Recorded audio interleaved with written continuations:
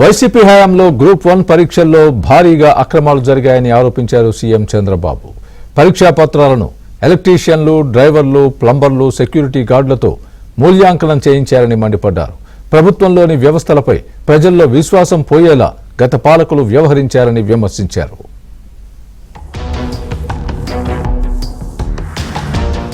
Andhra Pradesh public service commission group 1 పరీక్షల నిర్వహణలో గత వైసీపీ ప్రభుత్వ హయాంలో భారీగా అక్రమాలు జరిగాయని సీఎం చంద్రబాబు ఆరోపించారు. 2018లో గ్రూప్ 1 సర్వీసులకు నోటిఫికేషన్ విడుదల చేయగా 1.14 లక్షల మంది దరఖాస్తు చేసుకున్నారని తెలిపారు. వారిలో 325 మందిని షార్ట్ లిస్ట్ చేశారని చెప్పారు. 10వ తరగతి పరీక్షల జవాబు పత్రాలను అత్యంత భద్రత మధ్య పోలీసు ఎస్కార్ట్తో తరలిస్తామని, అలాంటిది రాష్ట్రాన్ని పాలించే అధికారులను ఎంపిక చేసే పరీక్షల విషయంలో మరింత భద్రత ఉండాలన్నారు. అయితే గత ప్రభుత్వ హయాంలో నిబంధనలను పట్టించుకోకుండా వ్యవహరించారని ఆరోపించారు. భవిష్యత్తులో ఇలాంటి అక్రమాలు పునరావృతం కాకుండా ఏపీపీఎస్సీలో కట్టుదిట్టమైన వ్యవస్థను ఏర్పాటు చేస్తామని తెలిపారు చంద్రబాబు. ఒక వ్యవస్థ ఇంత భ్రష్టు పట్టిపోవడమే కాకుండా ఆ వ్యవస్థలో ఉండే వ్యక్తులు బరిదెగిస్తే కింది వాళ్ళు కూడా ఏం చేస్తారనేది ఇది ఒక కేస్ స్టడీ. మళ్ళీ దొరకతామనే భయం కూడా ఉంటుంది అధ్యక్ష. ఆ భయం కూడా లేదు. గతంలో జరిగిన సంఘటనలు ఉన్నాయి.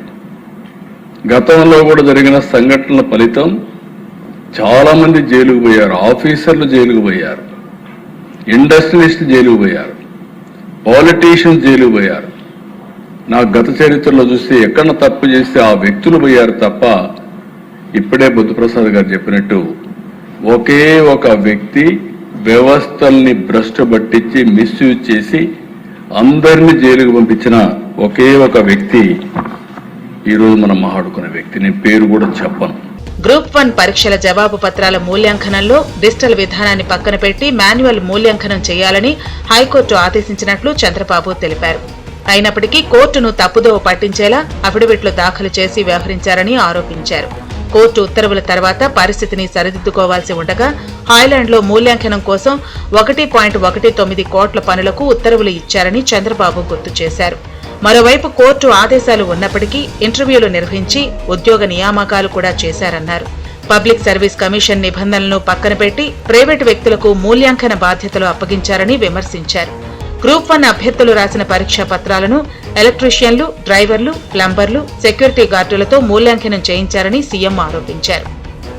రిట్ పిటిషన్ ఏమని వీళ్ళు చేసేది మాన్యువల్ గా చేయాలి, వీళ్ళు డిజిటల్ గా చేస్తున్నారు, మాన్యువల్ గా చేయమని డైరెక్షన్ మన కోర్టుకి ఇస్తే కోర్టు 3 నెలల్లో చేయమని ఆదేశాలు ఇచ్చింది.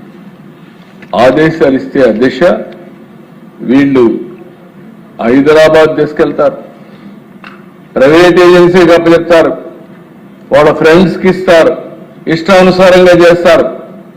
అక్కడి నుంచి మళ్ళీ తీసుకొస్తారు. కోర్టు చెప్పిన తర్వాత ఐలాండ్కి తీసుకెళ్తారు.